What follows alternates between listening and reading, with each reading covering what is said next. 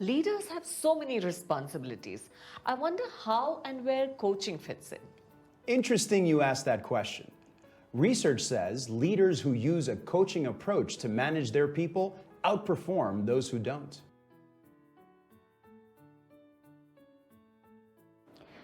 I observed that you looked nervous and you could not present your analysis with the kind of impact that your report deserved.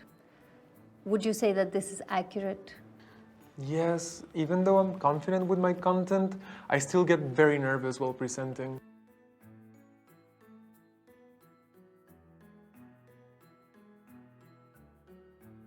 Asking open-ended questions, starting with what and how, help people reflect. The why question should be avoided, as they lead to a logical and rational place, as opposed to a place of discovery. What is crucial for you in this situation? I want to improve my relationship with Ryan. I feel it'll benefit both of us as well as the business. I couldn't agree with you more, Sonia. And what would you wish this relationship to be?